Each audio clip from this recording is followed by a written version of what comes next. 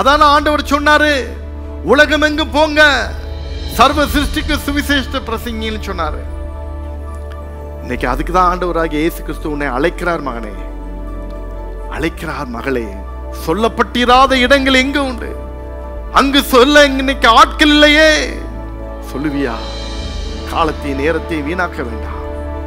யாருக்காவது ஒருவருக்காவது நாம் ஆண்டவரை பற்றி சொல்லி அவர்களை சீஷராக்கி ஆனந்தம் கொள்வோம், சந்தோஷம் அடைவோம். இயேசுவுக்கு நேராக வழி நடத்துங்க. Thank you Jesus. அதை விட ஒரு பெரிய ஆனந்தம் பாக்கியம் ஒண்ணுமில்லைங்க. அவர் நமக்கு கட்டளையிட்ட கட்டளைகளை, வேதத்தில் இருக்கிற வார்த்தைகளை கை கொள்ளுங்க. கை கொண்டதை மற்றவங்களுக்கு சொல்லுங்க, ஆசீர்வதிக்கப்படுவீங்க. என் அன்பு சகோதர சகோதரிகளே, இயேசுவின் நாமத்தினாலே உங்களை நான் வாழ்த்துகிறேன்.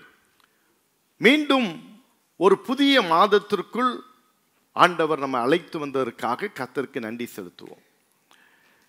இந்த புதிய மாதத்தின் முதல் நாள் பரிசுத்த நாளின் கால வேளையில தேவ சமூகத்தில் வந்து ஆண்டவருடைய வார்த்தையை நாம் தியானிக்க தேவன் நமக்கு கொடுத்த கிருபைக்காக கர்த்தரை துதிப்போம், ஸ்தோத்திரிப்போம். இயேசு கிறிஸ்து உயிர்த்தெழுந்து 40வது நாள் அவர் விண்ணுக்கெழுந்த ஒரு திருநாள். The day of ascension, 40th day, விண்ணுக்கெழுந்த திருநாள் என்பதை திருச்சபையின் நாட்காட்டியிலே அது இடம்பெறுகிறது, அது ஆசரிக்கப்படுகிறது.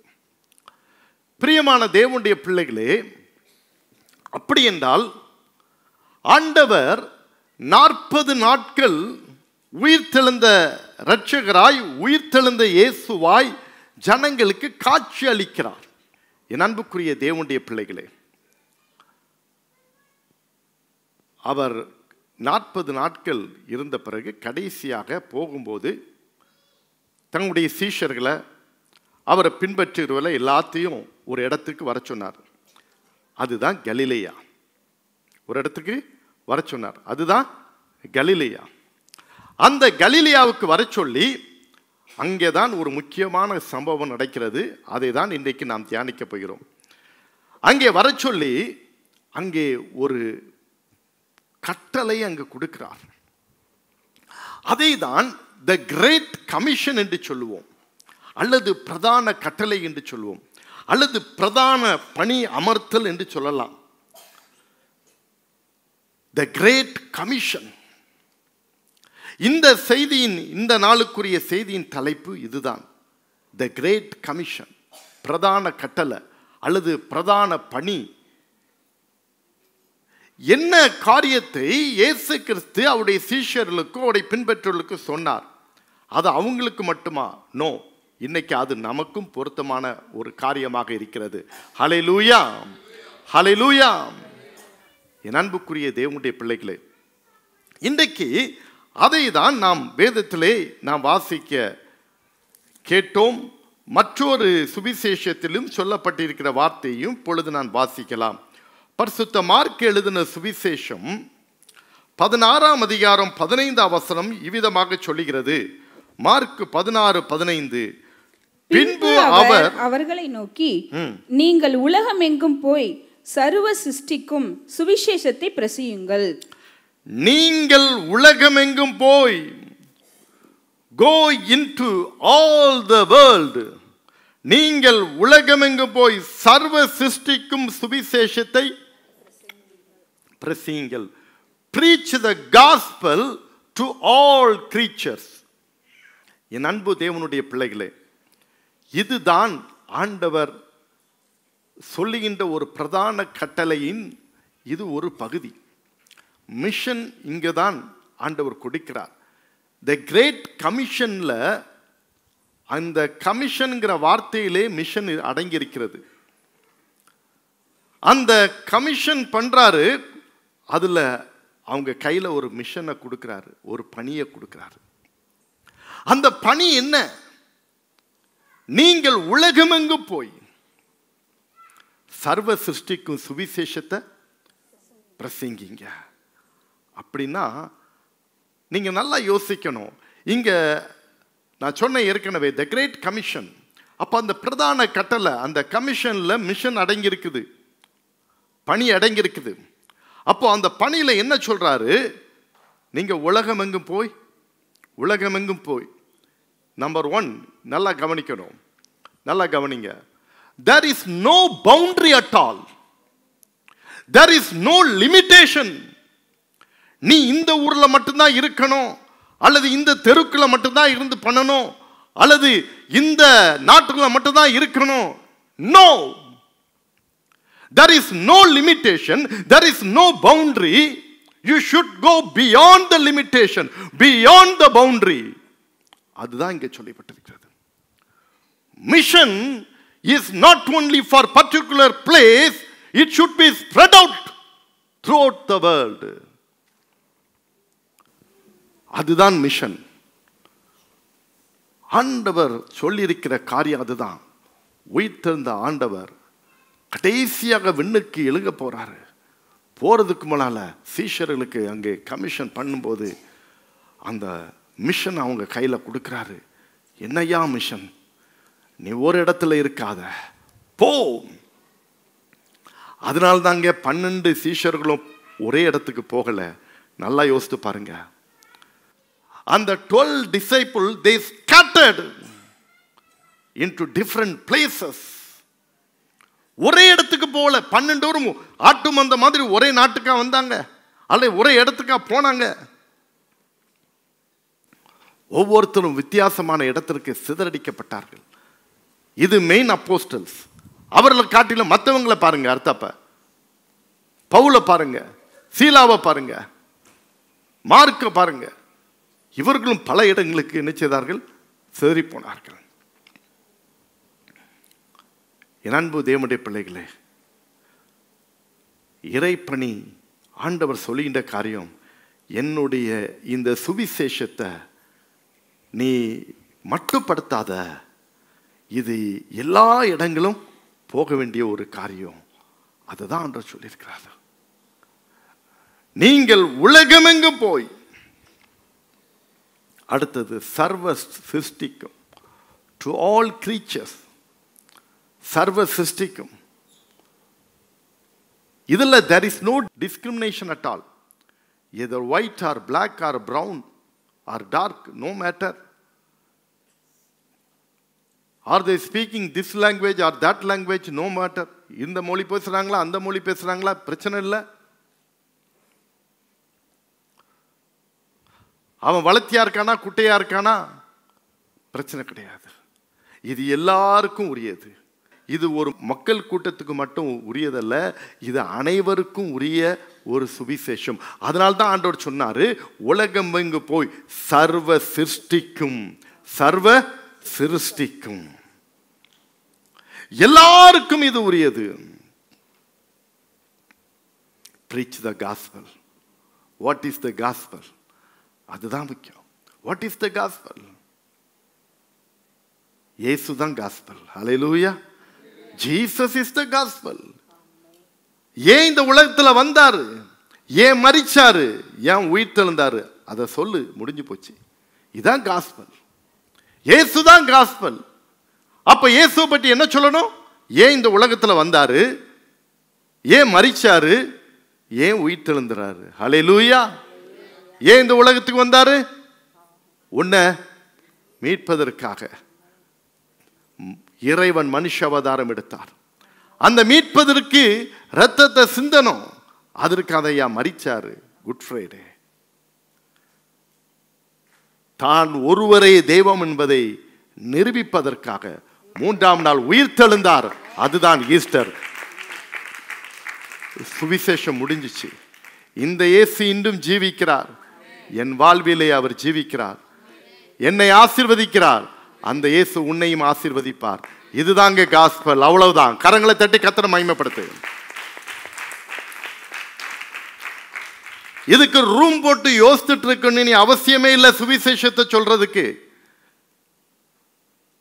காஸ்பல்ல சொல்றதுக்கு நீங்க பெரிய அளவில் திட்டம் போட்டுட்டு இருக்கணும் இல்ல. Very simple. இதுதான் சொன்னார். நீ ஒரு இடத்துல இருக்காத. Move on, places to places. உலகமெங்கும் போங்க. எல்லாருக்கும் சொல்லுங்க. எஸ், சுவிசேஷத்தை சொல்லுங்க. சுவிசேஷம் என்னன்னு நான் சொல்லிட்டேன். இன்னைக்கு அதை குறித்து தெளிவு இல்லைன்னா இன்னைக்கு தெளிவா போங்க. என்னையா சுவிசேஷம், காஸ்பல் காஸ்பலுங்கிறாங்களா என்ன? இன்னைக்கு உங்களுக்கு தெளிவாக இருக்கும். இவ்வளோதான். It's very simple. மார்க்கு சுவிசேஷத்துலேருந்து அப்படியே மத்திய சுவிசேஷத்துக்கு மூவ் பண்ணுங்க. ஆண்டவர் சொல்றார் பாருங்க, இயேசு சமீபத்தில் வந்து அவர்களை நோக்கி, அந்த 18ஆம் வசனத்தை வாசிக்க கேட்போம். அப்பொழுது இயேசு சமீபத்தில் வந்து அவர்களை நோக்கி, வானத்திலும் பூமியிலும் சகல அதிகாரமும் எனக்கு கொடுக்கப்பட்டிருக்கிறது. வானத்திலும் பூமியிலும் சகல அதிகாரமும் எனக்கு கொடுக்கப்பட்டிருக்கிறது. எனக்கு கொடுக்கப்பட்டிருக்கிறது. In heaven and on earth all authority has been given to me. எல்லா அதிகாரமும் எனக்கு கொடுக்கப்பட்டிருக்கிறது. அதுதான் சொல்றாரு. யாராவது அப்படி சொல்ல முடியுமா? எல்லா வானத்திற்கும் பூமியிலும் சகல அதிகாரமும் எனக்கு கொடுக்கப்பட்டிருக்குன்னு சொல்லுவோமா? சொல்ல முடியுமா? இந்த உலகத்தில் யாராவது சொல்ல முடியுமா? நம்முடைய தேசத்தின் தலைவர்கள் சொல்லலாம், இந்த நாட்டுக்கு குறித்ததான அதிகாரங்கள் அவங்க கையில் கொடுக்கப்பட்டிருக்குது, அவ்வளோதான். அடுத்த நாட்டை பற்றி இவங்களால ஒன்றும் பண்ண முடியாது. இந்த நாட்டு தான். மாவட்ட ஆட்சித்தலைவர் அந்தந்த மாவட்டத்துக்கு ஆட்சி, அந்த எல்கைக்குள்ள மட்டும்தான் அவங்க அதிகாரம் செயல்படும். அதை தாண்டி ஒரு அடி வெளியே போனாலும் அவங்க அதிகாரங்க செல்லாது, செல்லாது. ஆனால் சர்வ வல்லமையுள்ள தேவன், சர்வ வல்லமையுள்ள தேவன் அவர் சொல்றாரு, வானத்திலும் பூமியிலும் சகல அதிகாரமும் எனக்கு கொடுக்கப்பட்டிருக்கிறது. நல்ல கரங்களை தட்டி கத்திர மகிமை. வானத்திலும் பூமியிலும் சகல அதிகாரம். Because He is the only God. He is the Son of God. அவரால் மட்டும்தான் அது சொல்ல முடியுங்க, வேற யாரால சொல்ல முடியாது. ஏனால் மரித்து உயிர்த்தெழுந்து தெய்வம் என்று நிரூபித்து காண்பித்தவர் அவர் ஒருவர் தான். ஹல்லேலூயா. அதனால அவரை தவிர வேற யாரால சொல்ல முடியாது. சகல அதிகாரம் எனக்கு கொடுக்கப்பட்டிருக்கிறது சொல்லிட்டு அவர் சொல்றார் பாருங்க, நீங்கள் புறப்பட்டு போய், நீங்கள் புறப்படுங்க. Don't delay, don't wait. நீங்க புறப்பட்டு போய் சகல ஜாதிகளையும் சீஷராக்குங்க. அடுத்த ஸ்டெப்புக்கு போனோம். முதல்ல preach the gospel. Okay, number 1 சுவிசேஷம் என்னன்னு நான் உங்களுக்கு சொல்லிட்டேன். சரி, சுவிசேஷத்தை சொல்லிட்டேனா போதுமா? அடுத்த ஸ்டெப்பு ஆண்டவர் சொல்லியிருக்கிறாரு, வெறுமனை சுவிசேஷத்தை சொல்லிட்டு போறது மட்டும் இல்லை, சகல ஜாதிகளையும் சீசராக்குங்கள். Make disciple to all Nations.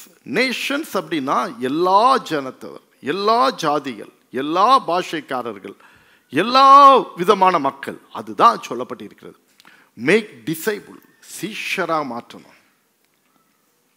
இப்போ சுவிசேஷத்தை சொல்லிட்டு போறோம். அப்படி சொல்லிட்டு போகும்போது இந்த வழி அருகே விதைக்கப்பட்ட விதை மாதிரி கூட சில சமயத்தில் பெயரும். முள்ளு போல இடத்துல போட்ட அந்த விதை மாதிரி கூட அடுத்த ஸ்டெப்பு போறதுக்கு இருக்குது. பாறையில் விழுந்த விதையை போல கூட சில சமயத்தில் போயிடும். ஆனால் சீஷராக மாற்றுறது நல்ல நிலத்தில் போட்ட விதையை மாதிரி நீ மாற்றுறது தான் சீஷனாக மாற்றுறது. ஹல்லேலூயா. ஆண்டவர் அருமையா சொன்னார், ஒருவன் தன்னைத்தான் வெறுத்து தன் சிலுவையை எடுத்துக்கொண்டு என்னை பின்பற்றாதவன் எனக்கு சீஷனாய் எனக்கு சீஷனாய் எனக்கு சீஷனாய் இருக்க மாட்டான். அப்போ நீங்க நல்லா யோசிக்கணும், நான் சுவிசேஷத்தை மட்டும் சொல்லுகிறவன் அல்ல, நான் மற்றவர்களை சீஷனாக மாற்ற வேண்டும். ஹல்லேலூயா. அப்ப இந்த காரியத்தில் ஒரு இன்னும் சரியா நீங்க கவனிக்கணும். You have to listen very carefully. நீ மற்றவங்களை சீஷனா மாற்றணும் நீ விரும்பினா, முதல்ல நீ உன்னை யோசித்து பார்க்கணும், நீ அவருடைய சீஷனாக இருக்கிறாயா? Do you follow him really? Do you claim yourself as a disciple of Jesus, the real disciple of Jesus? ஒன்னா அவருடைய சீஷன் நீ தைரியமா சொல்ல முடியுமா? அப்பந்தான் ஒரு சீஷன் தான் மற்றவர்களை சீஷனா மாற்ற முடியும். ஹல்லேலூயா, ஹல்லேலூயா. அதனால தான் இயேசு பேதுருவை பார்த்து சொன்னார், முதல்ல ஒன்றை திடப்படுத்திக்கப்பா. First of all you strengthen yourself, then you strength others. ஒன்றை நீ திடப்படுத்திக்க. நீயே ஒரு ஷேக் ஆகிட்டே இருந்து எப்படி நீ மற்றவங்களை நீ திடப்படுத்த முடியும்? அதான் சொல்றார்.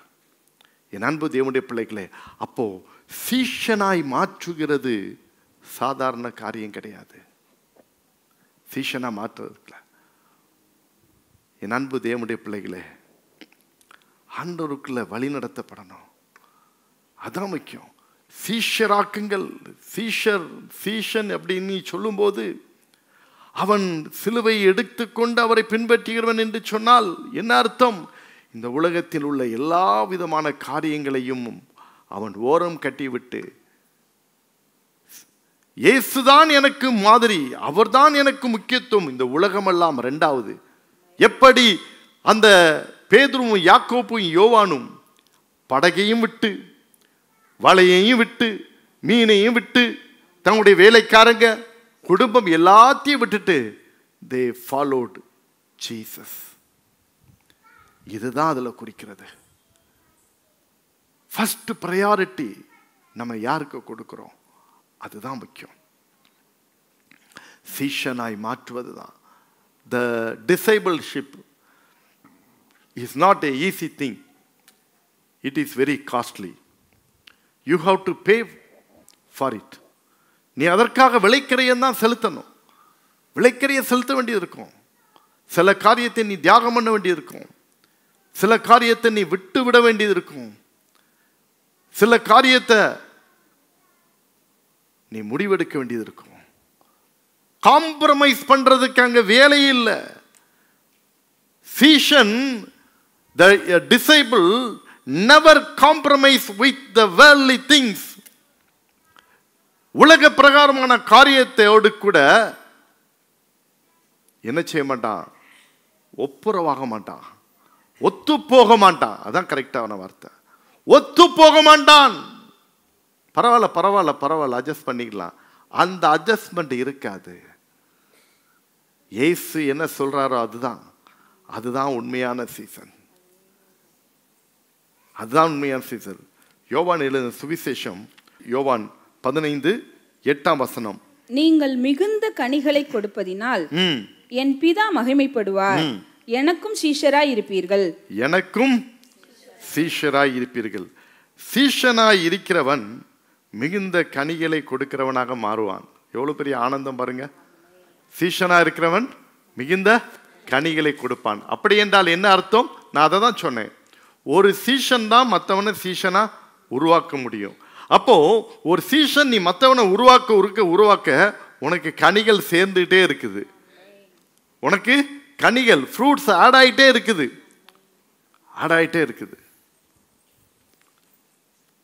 என் அன்பு தேவனுடைய பிள்ளைகளே, சுவிசேஷத்தை ஆண்டவர் கொடுக்கிற அந்த பிரதான கட்டளையில, த கமிஷன்ல ஆண்டவர் என்ன சொல்லியிருக்கிறார்? மிஷனை கொடுக்கிறார். கமிஷன்னாலே அங்க மிஷன் தான்.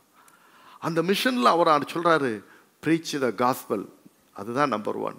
எஸ். 2வது, நீ சுவிசேஷத்தை சொல்றதே இல்லாம அவங்களை சீஷராக்கு. உங்க கூட வேலை பார்க்குற அல்லது உங்க கூட படிக்கிற அல்லது பிஸ்னஸ்ல உங்களுக்கு ரிலேட்டடாக இருக்கிற போது முதல்ல நீங்க சொல்லலாம், இயேசுவை பற்றி சுவிசேஷத்தை சொல்லிட்டீங்க. அதுக்கு பிறகு அவங்கள ஃபாலோ பண்ணுங்க. ஜஸ்ட் அவங்கள கண்டினியூஷன் இருக்கும்போது எப்படி இருக்கிறாங்க, அவங்க வாழ்க்கை எப்படி இருக்குது அப்படியே நோட் பண்ணிட்டு, அதுதான் டிசைபிள்ஷிப். அதை உருவாக்கின பிறகுதான் அதுக்கு பிறகுதான் 3வது கட்டம் வருது. என்ன சொல்லியிருக்கு பாருங்கள்? சீஷராக்கி பிதா குமாரன் பரிசுத்த ஆவியின் நாமத்தினாலே அவர்களுக்கு ஞானஸ்தானம் கொடுத்து, பிதா குமாரன் பரிசுத்த ஆவியின் நாமத்தினாலே. We believe the triune God. We believe the triune God. God the Father, God the Son, God the Holy Spirit. Yes, they are inseparable. We cannot separate it. They are triune God, inseparable. We believe that. ஒவ்வொரு வாரமும் அதுதான் நம்ம இந்த கிரீடில் சொல்கிறோம், விசுவாச பிரமாணத்தில். அதில் பார்க்கும்போது வானத்தையும் பூமியும் படைத்த பிதாவாகிய தேவன்லேருந்து கடைசியா பரிசுத்த ஆவியையும் விசுவாசிக்கிறேன், பொதுவாக இருக்கிற பரிசுத்த சபையும் பரிசுத்தவானுடைய ஐக்கியமும். சரிதானா? ஓகே. அப்போ ஞான ஸ்நானம் திரியேக தெய்வத்தின் நாமத்தினாலே இருக்க வேண்டும். அதுதான் நம்முடைய நம்பிக்கை. திரியேக தெய்வத்தின் நம்பிக்கை, பிதா குமாரன் பரிசுத்த ஆவியானவரை நாம் விசுவாசிக்கிறோம்.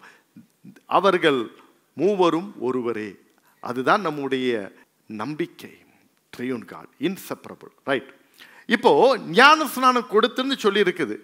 இப்போ இங்கே நல்லா கவனிக்கணும். நிறைய சமயத்தில் தவறு என்ன நடக்குது?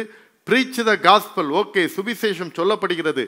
அவன் சீஷனா மாறிவிட்டானா இல்லையாங்கிறது தெரியாது. ஆனால் சுவிசேஷம் சொல்லிட்டு உடனே என்ன பண்ணிடுவாங்க? ஞான ஸ்நானத்தை கொடுத்து முடிச்சிருவாங்க. ஹல்லேலூயா. உடனே ஞான ஸ்நானத்தை கொடுத்துருவாங்க. நிறைய காரியங்களிலே இப்படிப்பட்ட சில தவறுகள் நடக்கிறது. ஒரு சமயத்தில் ஒரு தம்பி எங்களுடைய அலுவலகத்தில் பணி செய்வதற்காக இன்டர்வியூக்கு வந்தான். அப்போ அவன்கிட்ட நான் இன்டர்வியூ பண்ணிட்டு இருக்கும்போது அவன் கிறிஸ்தவர் அல்லாத ஒரு பின்னணியிலேருந்து இயேசுவை அறிந்து வந்த ஒரு தம்பி. அப்போ அவன் பேர் கேட்டேன். அந்த பேரை சொன்னான். என்னப்பா, இட் சவுண்ட்ஸ் லைக் நான் கிறிஸ்டியன் நேமாக இருக்குது அப்படின்னு. இல்லை, அடுத்தப்ப சொன்னால் என் பேர் இப்போ இது அப்படின்னு ஒரு கிறிஸ்டியன் நேமை சொன்னான். சொல்லிட்டு நான் சொன்னேன், நீ எப்படி இயேசுவை அறிந்து கொண்டா? How did you know about Christ? நீ எப்படி அறிஞ்சு கொண்டான்னு நான் கேட்டு அப்படி விசாரிக்கும் போது சொன்னால், அவனே சொன்ன காரியம். நான் இயேசுவை தெரிந்திருந்தேன், ஆனால் நான் முழுமையான ஒரு ரட்சிப்புக்குள்ளே வரலை. முழுமையான ரட்சிப்புக்குள்ளே நான் வர்றதுக்கு முன்னாலே எனக்கு ஞான ஸ்நானத்தை கொடுத்துட்டாங்க. என்னை பொறுத்தவரை ஞான ஸ்நானம் எடுத்த பிறகு தான் இந்த இயேசுவை நான் நல்லா அறிஞ்சிக்கிட்டு ரட்சிக்கப்பட்டேன், சீஷனாக மாறினேன்.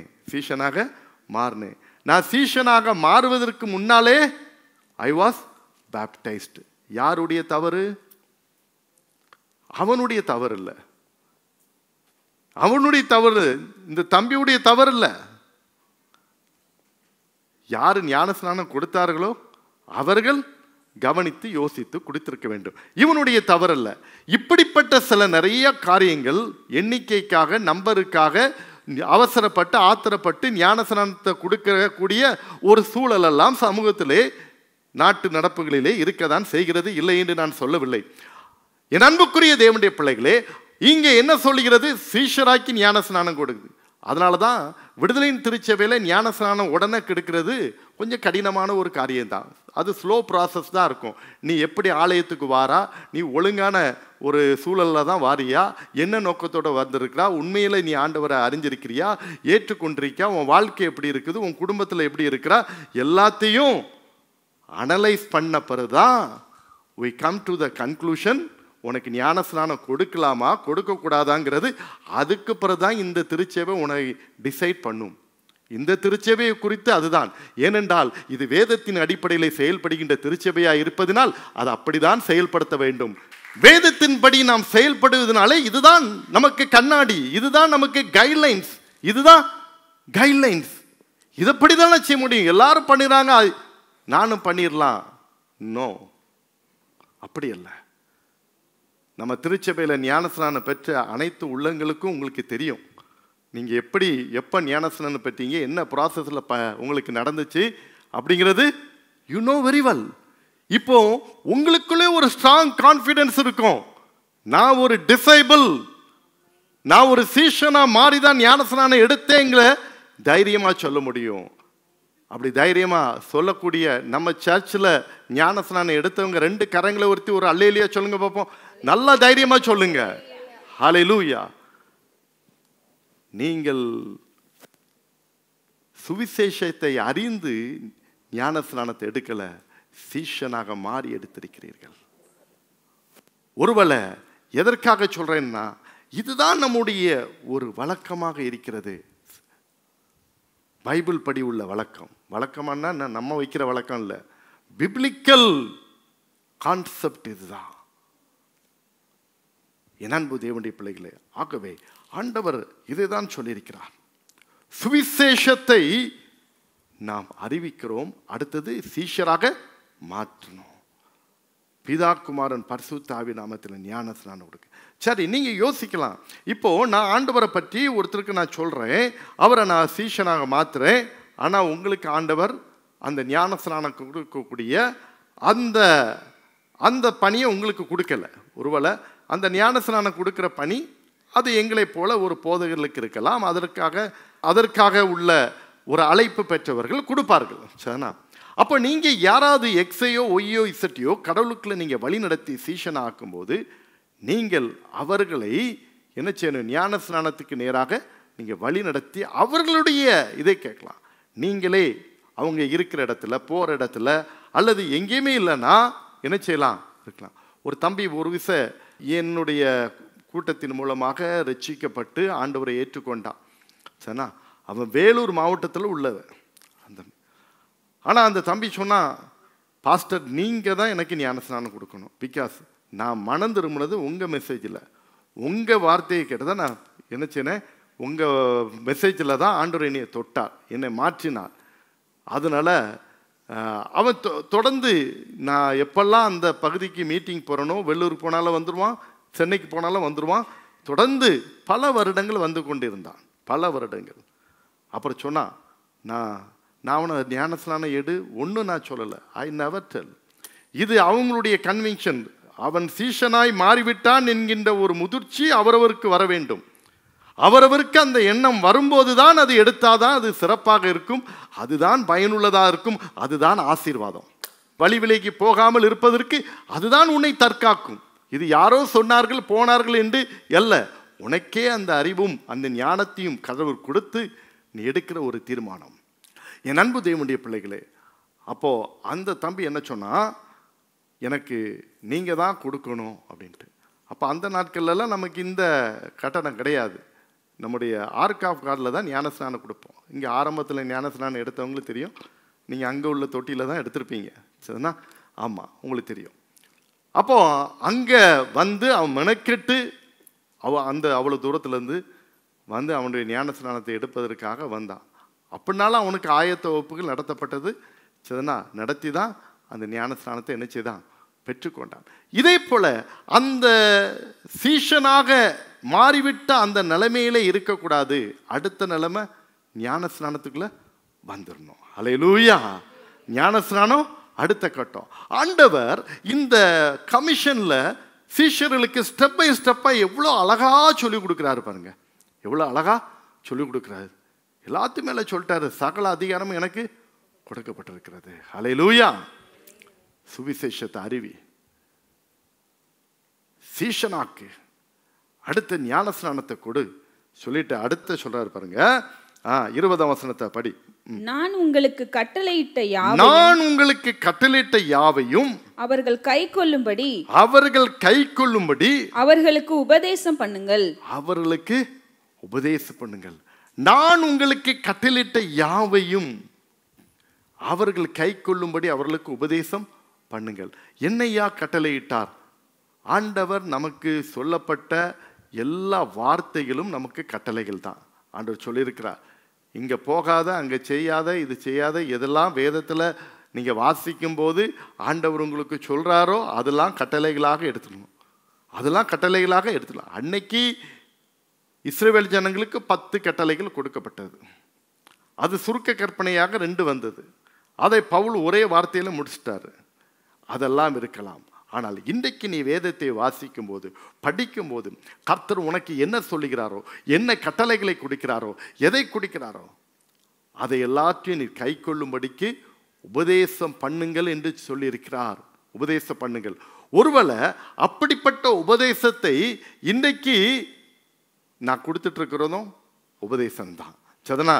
பாருங்க, நான் உங்களுக்கு கட்டளையிட்ட யாவையும் அவர்கள் கை கொள்ளும்படி அவர்களுக்கு. இதுவே ஒரு டிப்பிக்கல் எக்ஸாம்பிள். ஆண்டவர் என்ன கட்டளையிட்டாரு? நீங்கள் உலகம் எங்கு போய் சர்வ சிருஷ்டிக்கும் சுவிசேஷத்தை பிரசங்கிங்கள்னு கட்டளையிட்டாரு.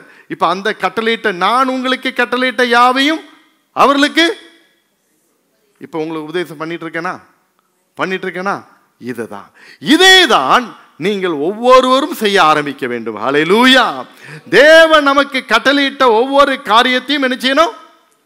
உபதேசம் பண்ணுங்கள், அதை கை கொள்ளணும். அப்ப இங்க என்ன வருதுன்னா, கீழ்ப்படிதல் வருது, ஒபீடியன்ஸ் இங்க வருது. கர்த்தருடைய வார்த்தைக்கு என்ன செய்யணும்? நம்ம செவி கொடுக்கணும், கீழ்ப்படியணும். செவி கொடுக்கணும், கீழ்ப்படியணும் அப்படிங்கிற ஒரு வார்த்தை வருகிறது. என் அன்புக்குரிய தேவனுடைய பிள்ளைகளே, அப்பனா ஆண்டவர் நமக்கு கட்டளையிட்ட எல்லாத்தையும் நம்ம கை கொள்ளும்படிக்கு உபதேசம் பண்ணும்போது அதை நாமும் கை கொண்டாதான் மற்றவங்களுக்கு நம்ம என்ன செய்ய முடியும்? சொல்ல முடியும். என் அன்புக்குரிய தேவனுடைய பிள்ளைகளே, இதை நாம் மனதிலே ஆழமாக பதித்து கொள்ள வேண்டும், ஆழமாக பதித்து கொள்ள வேண்டும். அதெல்லாம் சொல்லிட்டு தான் கடைசி ஆண்டவர் என்ன சொல்றாரு பாருங்க. இதோ உலகத்தின் முடிவு பரியந்தம் சகல நாட்களிலும் நான் உங்களுடனே கூட இருக்கிறேன் என்றார். ஹல்லேலூயா. உலகத்தின் முடிவு பரியந்தம் சகல நாட்கள் உங்களோடு இருக்கிறேன். இது என்ன வார்த்தை தெரியுமா? ஐயா, ஒருவேளை நான் வருகிற வரையும், 2ஆம் வருகையா இருக்கலாம், அல்லது உன் வாழ்க்கை முடிவதாக இருக்கலாம், அல்லது இந்த உலகமே வெந்துருகி சாம்பலாய் போகக்கூடிய ஒரு சூழ்நிலை இருக்கலாம். உலகத்தின் முடிவு சகல நாட்களிலும் நான் உங்களோடு கூட இருக்கிறேன். இந்த கமிஷன் போயிட்டே தான் இருக்கும். யார் இதை நிறுத்த முடியாது. The great commission will continue. No one can stop it. யாரும் இதை தடுத்து நிறுத்த முடியாது. இது போயிட்டு தான் இருக்கிறோம். Preach the gospel, make disciples, baptizing them and keep on teaching them to follow my commandments. இதை நீங்க சொல்லிட்டே இருங்க. ஒரு காரியம், எப்படி எனக்கு அதிகாரம் கொடுக்கப்பட்டிருக்கிறதோ அதை தாண்டிலும் நான் உங்க கூட இருக்கிறேன். ஹல்லேலூயா. நான் உங்க கூட இருக்கிறேன். ஆனால் be courage, be strong. தைரியமா இருங்க, தைரியமா செய்யுங்க அப்படிங்கிறத ஆண்டவர் என்ன செய்றாரு? சொல்றாரு. நீங்க வீட்டில் போய் ஃபர்தரா உள்ள காரியங்களை கூட நீங்க போய் வாசித்து கொள்ளுங்க. இப்படிப்பட்ட காரியங்கள் எல்லாம் சொல்லப்பட்டிருக்கிறது. விசுவாசம் உள்ளவனாகி ஞானஸ்நானம் பெற்றவன் ரட்சிக்கப்படுவான். இதெல்லாம் நீங்க வீட்டில் போய் படிச்சிருங்க.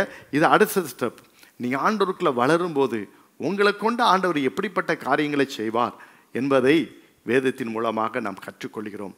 இன்னைக்கு இந்த விண்ணுக்கள் இந்த திருநாள் ஒருவேளை 2 நாளைக்கு முன்னால தான் அந்த நாள் வந்தது. சரினா? Just 2 days back. சரினா? அந்த விண்ணுக்கள் இந்த திருநாளில் ஆண்டவர் சீஷர்களை பார்த்து அவர் கொடுத்த இந்த பிரதான பணி, பிரதான கட்டளை, அதுதான் இன்னைக்கு ஆண்டவர் இந்த மாதத்தில் உங்களுக்கு கொடுக்கிற ஒரு கட்டளை. இன்னைக்கு இந்த கட்டளையை நீங்க திருச்சபையாக குடும்பமாக எடுத்துக்கொண்டு என் வாழ்க்கையில் ஆண்டவராகிய இயேசு கிறிஸ்துவை நான் மற்றவங்களுக்கு சொல்லுவேன். Gospel, preach the gospel. Yes, ஏனென்றா இந்த காஸ்பல் எல்லாருக்கும் உரியது, டு ஆல் நேஷன்ஸ். அதே மாத்திரம் இல்லை, இது ஏதோ ஒரு குறிப்பிட்ட இடத்துக்குள்ளது இல்லை. Go into all the world, preach the gospel to all creatures. இதை மட்டும் நீங்க வச்சிருங்க. எந்த ஜியோகிராபிக்கல் பவுண்டரினாலும் பூட்ட முடியாது. அதே போல எந்த பீப்புள் குரூப்னாலையும் அதை அடைக்க முடியாது. there is no limitation, no boundary. நீ எங்கனாலும் போய் இயேசுவை பற்றி சொல்லலாம், யாருக்குனாலும் சொல்லலாம், யாருக்குனாலும் சொல்லலாம். இதை தெளிவாக்குங்க. preach the gospel. நான் யாருக்காவது இயேசுவை பற்றி நான் சொல்லணும் சொல்லணும் சொல்லணும் சொல்லணும் சொல்லணும். அந்த ஒரு ஸ்டெப்பு முதல்ல எடுங்க. அடுத்த ஸ்டெப்பு, அந்த காஸ்பலை யாருக்கு சொன்னீங்களோ அவங்களுக்காக நீங்கள் ஜோமனை ஆரம்பிச்சிட்டிங்கனாலே அவனோட ஆண்டவர் பேசுவார். அப்படி மெதுவா அவனை சீஷனாக கர்த்தர் மாற்றுவார். ஹல்லேலூயா. ஆமா, அதுக்கு முன்னால நீங்க சீஷனா மாறி இருக்கணும். சுவிசேஷத்தை அறிவிக்கிறதுக்கு முன்னால அந்த சுவிசேஷம் உங்களுக்குள்ள போயிருக்கணும். இதுதான் ஈஸியான ஒரு காரியம். நீச்சல் தெரியாத ஒருத்தன் ஆத்துல அடிச்சுட்டு போற ஒரு சிறுவனை போய் மீட்க முடியுமா? ஆத்துல ஒரு சிறு குழந்தை அடிச்சுட்டு போறான், நீச்சல் தெரியாத ஒருத்தன் நான் போய் அவசரப்பட்டு அந்த குழந்தைய மீட்க போறேன்னா இவனும் சேர்ந்துதான் அடிக்கப்பான். நீச்சல் தெரிந்தவனே தத்தளிக்கிற ஒரு மனிதனை மீட்க முடியும். அதே போலதான் ரட்சிக்கப்பட்டவனே ரட்சிப்பை மற்றவர்களுக்கு கொடுக்க முடியும். சீஷனாக்கப்பட்டவனே மற்றவர்களை சீஷனாக மாற்ற முடியும். இதுதான் பைபிள் சொல்லுகிறது. சீஷனாய் மாற்றின பிறகுதான் அவனுக்கு பிதா குமாரன் பரிசுத்த ஆவி நாமத்தினாலே ஞான ஸ்நானம். அது மூணாவது கேட்டகரி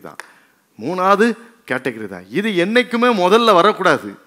பேப்டிசம் என்னைக்குமே முதல்ல வரக்கூடாது, ரிவர்ஸ்ல போயிருது. பேப்டிசம் எடுத்த பிறகு தான் காஸ்பல்னா என்னன்னே அவனுக்கு தெரியும், அதுக்கு பிறகு சீசன்னா என்னன்னே தெரியும், அப்புறம் தான் திருப்பி எல்லாமே தெரியும். ஆனால் முதல்ல பேரை மாத்திடுவாங்க. அது பிரோஜனம் இல்லை. பைபிள் என்ன சொல்லுது? இன்னைக்கு ஒரு தெளிவான விளக்கத்தை, தெளிவான காரியத்தை நீங்க என்ன செய்யணும்? புரிஞ்சுக்கிடணும்.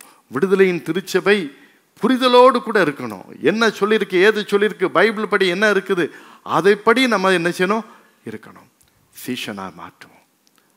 கடைசியா ஞானஸ்நானம் கொடுத்த ஆண்டவன் சொல்றாரு, என்னுடைய கட்டளைகளை கை கொள்ளணும். அப்போ இதுக்கு ஒபீடியன்ஸ், கீழ்ப்படிதல் இருக்கு. இதை நம்ம செய்யும் போது ஆண்டவர் சொல்லிட்டாரு, உலகத்தின் முடிவு பரிந்தும் சகல நாட்களிலும் நான் உங்களோடு கூட இருக்கிறேன். ஹல்லேலூயா. சகல நாட்களில் நான் உங்களோடு கூட இருக்கிறேன்.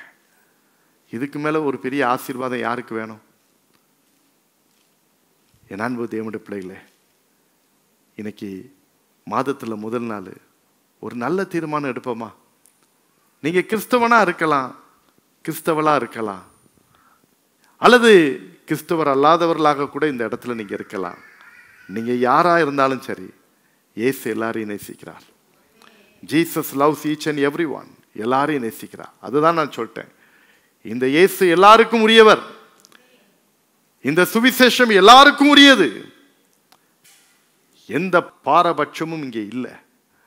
ஆனா அந்த சுவிசேஷத்தை நீ ஏற்றுக்கொண்டு அதற்கு செவி சாய்க்கும் போது, அவருடைய சீஷனாக நீ மாற்றப்படும் போது, அவருடைய வழிநடத்தின்படி நீ திருமுழுக்கு எடுத்து, அதற்கு பிறகு அவர் உனக்கு கொடுத்திருக்கின்ற இந்த வேத வசனத்தில் சொல்லப்பட்ட கட்டளைகளை வாசி, கடைபிடி, இதை மற்றவங்களுக்கு சொல்லு. அவர் சொன்னார், உலகத்தின் முடிவு பரிந்தும் சகல நாட்களில் நான் உங்களோடு கூட இருக்கிறேன் என்று சொன்னவர். சகல நாட்களிலும் அவர் நம்மோடு கூட இருப்பார். இந்த ஜூன் மாதத்தில் மட்டுமல்ல, இந்த 2025 வருடம் முழுவதும் மாத்திரமல்ல, உலகம் முடியும் வரையும், நம்முடைய நாட்கள் முடியும் வரையும், அவருடைய வருகை வருவரையும் அவர் நம்மோடு கூட இருப்பேன் என்று வாக்கு கொடுத்திருக்கிறார். அந்த வாக்கை நம்புவோம், விசுவாசிப்போம், ஆசீர்வாதத்தை சுதந்திரித்துக் கொள்வோம். எல்லாரும் எழுந்து நிற்போம். Shall we all stand? Thank you Jesus. எல்லாரும் எழுந்து நிற்போமா? கேட்ட சத்தியத்தை ஒரு நிமிஷம் நம்முடைய மனதில் கொண்டு வர போறோம்.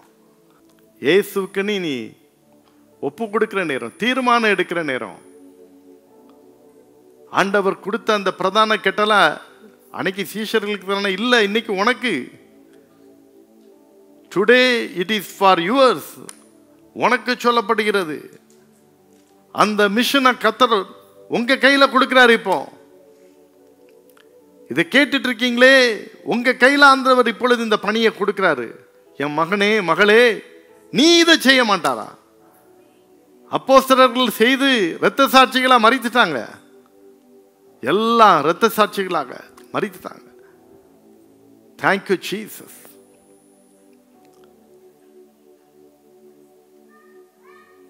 ஆனா இன்னைக்கு ஆண்டவர் அந்த மிஷனை உன் கையில கொடுக்கிறாரு. நீ செய்ய மாட்டியா?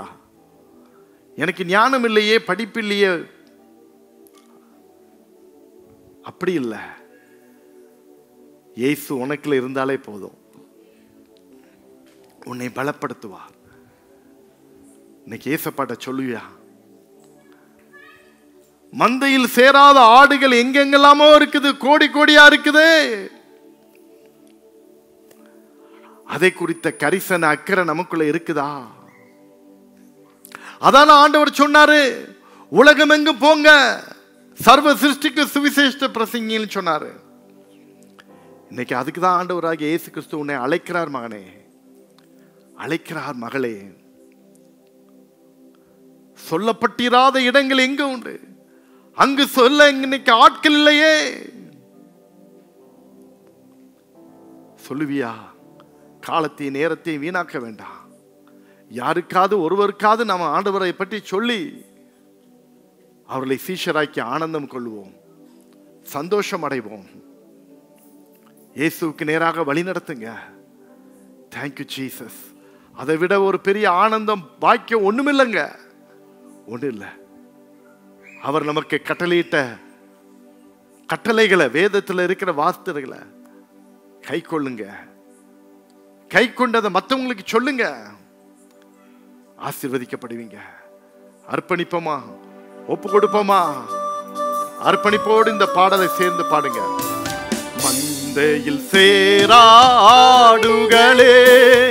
எங்கினும் கோடி கோடி உண்டே, சிந்தையில் ஆன்ம பாரம் கொண்டே தேடுவோம் வாரி திருச்சபையே.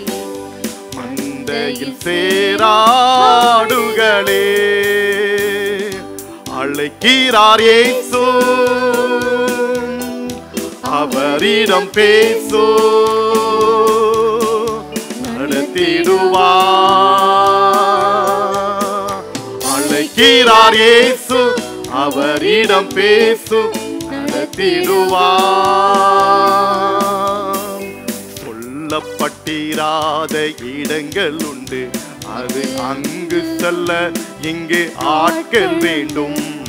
சொல்லப்பட்டிராத இடங்கள் உண்டு, அங்கு செல்ல இங்கு ஆட்கள் வேண்டும்.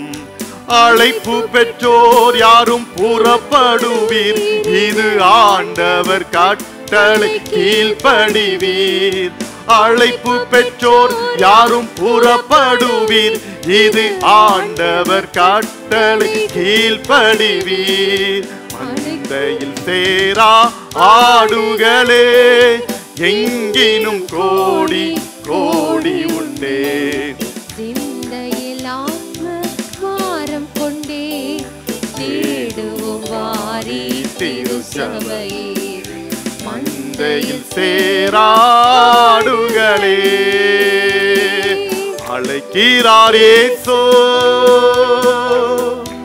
அவரிடம் பேசு, நடத்திடுவார். உன்னை அழைக்கிறார் மகனே, உன்னை அழைக்கிறார் இந்த கால வேளையில. Will you respond the call of Jesus?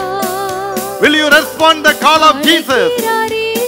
இயேசுவின் அழைப்பின் சத்தத்திற்கு நீ செவி கொடுத்து மறு உத்தரவு கொடுப்பாயா?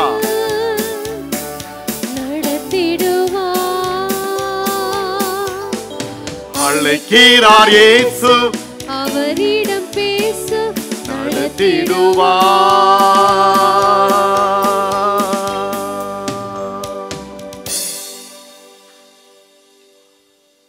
நீங்கள் உலகமெங்கும் போய் சர்வ சிருஷ்டிக்கும் சுவிசேஷத்தை பிரசங்கிங்கள் என்று பிரதான கட்டளையாக எங்களுக்கெல்லாம் நீர் கொடுத்து சென்றீரே, அதற்காக உமக்கு ஸ்தோத்திரம்.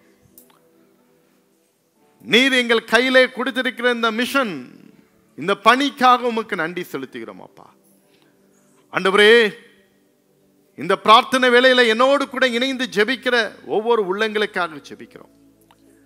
யாரெல்லாம் இன்றைக்கு இந்த சுவிசேஷத்தை நானும் மற்றவர்களுக்கு சொல்லுவேன், மற்றவர்களை சீஷர்களாக்கும் பணியிலே நானும் செயல்படுவேன், அவர்களை பரிசுத்த திருமுழுக்கு நேராக நான் வழி நடத்துவேன், உம்முடைய கட்டளைகளிலே அவர்கள் நடக்கும்படிக்கு நான் உபதேசிப்பேன், அதற்கு என்னையும் நான் பாத்திரவனாக மாற்றிக்கொள்வேன் என்று நல்ல தீர்மானங்களை எடுக்கிற பிள்ளைகளுக்காக உமக்கு ஸ்தோத்திரம். அந்த தீர்மானத்தை நிறைவேற்றுவதற்கு எனக்கு உதவி செய்யுங்க. அப்படி என்று யாரெல்லாம் ஜெபிக்கிறார்களோ அவர்களுக்கு இன்னைக்கு நீங்க உதவி செய்யுங்கப்பா. அவர்களை பலப்படுத்துங்க. உண்மையான சீஷனாக சீஷியாக ஆண்டவரே இவர்கள் உம்மை பின்பற்றி மிகுந்த கனிகளை கொடுப்பதற்கு நீர் அனுக்கிரகம் செய்வீராக அப்பா. உங்க கிருபை கூட இருந்து வழி நடத்தட்டும், ஆசீர்வதியும். இந்த பிரார்த்தனையிலே இணைந்து ஜெபிக்கிற ஒவ்வொரு மீதும் உடைய கிருபை இருக்கட்டும். இந்த புதிய மாதத்தை தந்திரே, அதற்காக ஸ்தோத்திரம். இந்த மாதம் முழுவதும் நீரே எங்களோடு கூட வாரும். இந்த மாதத்திலே எங்களுடைய தேவைகளை சந்தியும். இந்த மாதத்திலே நாங்கள் செய்யக்கூடிய ஒவ்வொரு காரியங்களிலும் எங்களோடு கூட இருந்து வழி நடத்தும் அப்பா. இந்த மாதத்திலே உம்முடைய பிரசன்னம் மாத்திரம் எங்களோடு கூட இருப்பதாக. நீர் எங்களை நடத்தும், எங்களை வழிகாட்டும், எங்களோடு கூட இரும். உலகத்தின் முடிவு பரியந்தும் சகல நாட்களிலும் கூட இருப்பேன்னு சொன்னீங்களே, எங்க கூட இருந்து நீர் வழி நடத்தும் அப்பா.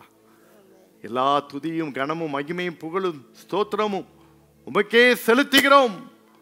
நீர் ஏற்றுக்கொள்ளும் அப்பா.